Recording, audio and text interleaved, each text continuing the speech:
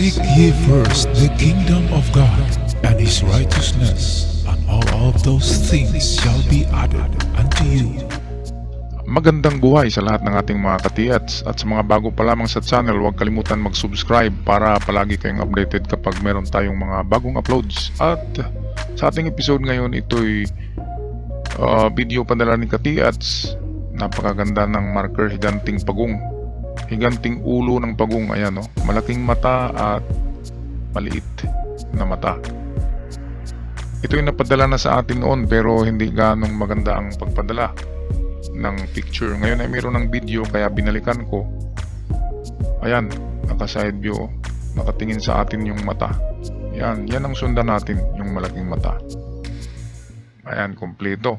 Nandyan yung tinitingnan niya, oh. Yung grupo ng bato dyan. Okay, so hang on mga katiyats. At atin na ito i-analyze ngayon.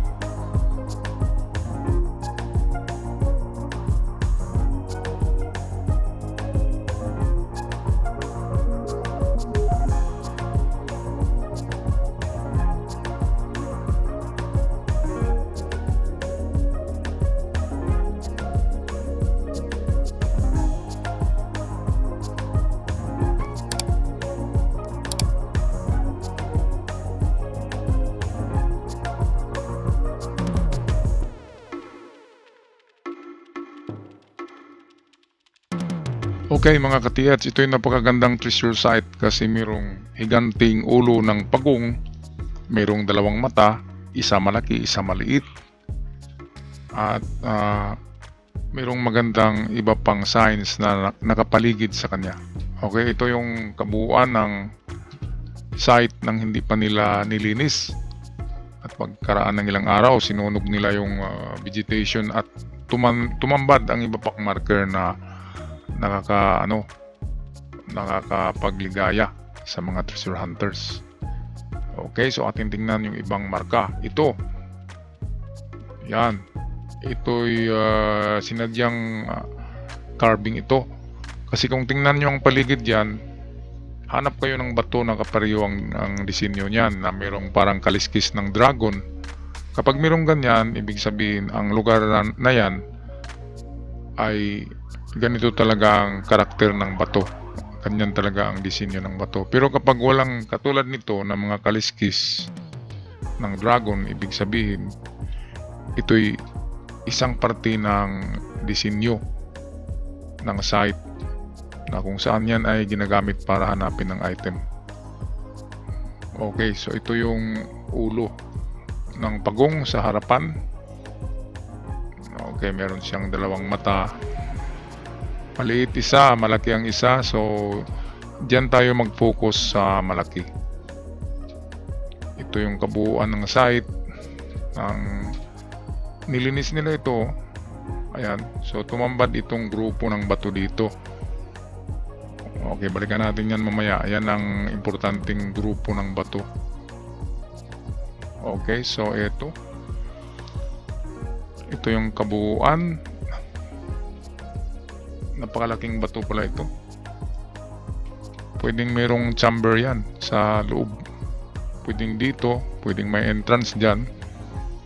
At kapag nagtuturo dyan ang inyong mga dalang locators dyan sa harapan, pwedeng dyan, pwedeng tinakpan ang entrance dyan. Okay, so ito X. Napaka-importante ng marka na ito na X, lalo na yan ay malapad. Kapag ganyan na halimbawa ito yung bato sa surface, sa ibabaw ng lupa siya, and then meron siyang X, ang ibig sabihin yan ay target under sa kanya ang target dito sa baba niya. Pero hindi yan tinakpan lang, ha. Medyo may kalaliman yan kasi ang site nyo ay malalaki ang marker, ibig sabihin malalaki ang deposito. Kaya itong sign na ito ang unan yung tirahin under sa kanya, under sa baba niya. So dito estimated distance dyan sa baba of course, giveaway. Giveaway ay pinakamababaw. Start tayo sa 4 to 5 meters. Kapag medyo malaki-laki na giveaway, aabot yan sa 7 meters deep. Under sa bato na ito, itong may X. So yan, ito yung ating number 1. Okay, number 2. Hanap tayo. Itong mata, ito ang ating pointer. Ito yung nagbigay ng direksyon. Meron naman kayong gamit na dala dyan. So, i-detect nyo ang ito na side. Ito na side ang tinitingnan nyo. So, detect kayo sa area dyan. Yan, ikutin nyo dyan. Kapag meron kayong palaging nadaanan na dyan umiikot or tumuturo ang inyong mga locators, so tama ang ating analysis na itong kanyang kanan na mata tumitingin sa west. So dito sa west ang hanap. At lalo na kapag yung bato na may X, kapag nandyan sa west, sa grupo ng mga bato dyan, 100% na nandyan. Okay, pero itong dito, ito ang aking isang prospect kasi kung ano yan, Emperor Treasure Site yan, syempre merong dalawa hanggang 3 giveaway at isang big deposit. Ang big depot ay pwedeng sa harapan niya or dito. Kung merong kuweba yan, merong kuweba sa baba niya, pwedeng tinakipan lang dyan ng entrance. Kaya yan ang anuhin nyo, itesting nyo paghukay ito dyan. Kapag nabuksan nyo yan at may butas na kasya ang tao, kapag may entrance dyan, ibig sabihin yan na yan. Yan ang pinaka niya, treasure vault. Okay, so patuloy tayo. Ito na yung entire view.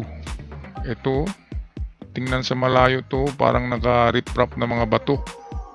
Ayan, gaya yan. Prospect talaga ito na portion.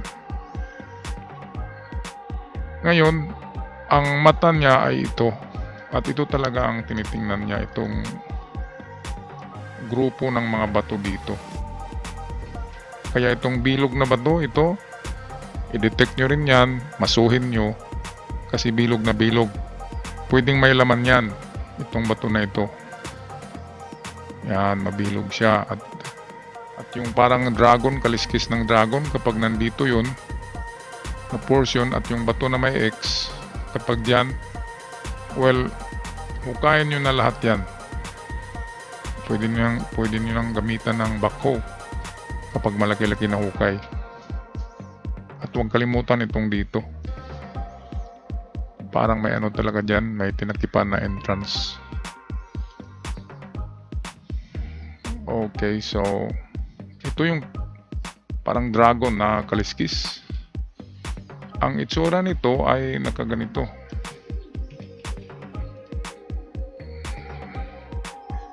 Ayan. So ano bang itsura niyan, 'di ba? Parang ano siya, parang ganito. So ito ay pointer ito. Pointer siya. So pwedeng dito lang sa harapan niya or sa likod, pero dumidistansya yan. Kasi hindi naman pwedeng andyan sila mismo maghukay sa front talaga niyan, kasi mahuhulog ang bato kung diyan sila maghukay. Kaya lumayo sila ng 5 meters, pwedeng diyan sa likod at pwedeng dito sa tulis niya sa harapan. 5 meters din ang test dig nyo. Meron kayong locator diyan, so i-test nyo rin sa locator ito. Kapag iikot diyan ng malakas, kung saan iikot diyan ng malakas, sa likod ba o front, so doon kayo mag-test dig. Okay, so ito na yung pinakamagandang view niya. So ito, ulo ito ng pagong. Maliit ang isang mata, ang malaking mata ang sundan. ang tinitingnan niya ay ito talaga na bato. So ito na bato. Yan. Bilog siya na bato. Sigurado ako merong marka yan. Kapag may makita kayong marka dyan, ay dalawa lang ang tendency niya. Nasa loob nitong bato or nasa baba niya. Igulong nyo lang yan. Kung magugulong yan, igulong nyo. Pero kapag hindi, nasa bandang gilid niya lang. Dito. Sa alignment ng mata. Yan, dito ang hukay niyan. Okay, kaya ingat lang kayo diyan. Baka gugulong ang bato. Check nyo ang bato. Para hindi gugulong sa inyong hukay, lagyan nyo dito ng lock. Lagyan nyo ng lock na bato. Bato rin na lock or kahoy na matibay dito na portion. Para hindi siya gugulong dyan kung maghukay kayo dito na portion. Okay, so ito huwag nyong kalimutan yan. Kasi yan ang tiyan. Ito yung tiyan ng higanting pagong na yan. So ang mga kinakain ng pagong nasa tiyan. So ang tiyan ang depository ng higanting pagong. Kaya ito. Try nyo rin pag butas dito kung mabubutas yan. Ang ina-expect natin yan ay meron lang 2 meters na kapal ng mga bato dyan. At kapag nabutas nyo na ng 2 meters yan, siguradong tatambad sa inyo ang chamber. Okay, napakalaking ano niyan. Deposito sa lugar na ito. Palagay ko ay Emperor Treasure Site. Huwag nyo rin kalimutan ang ulo niyan sa ibabaw. Pwedeng dyan nilagay ang maliliit na item katulad ng diamond. Pwedeng nilagay nila dyan sa ibabaw. Kasi ano lang naman na butas ang kailangan ng diamond. Maliit lang na butas pwedeng ilagay nila sa ulo.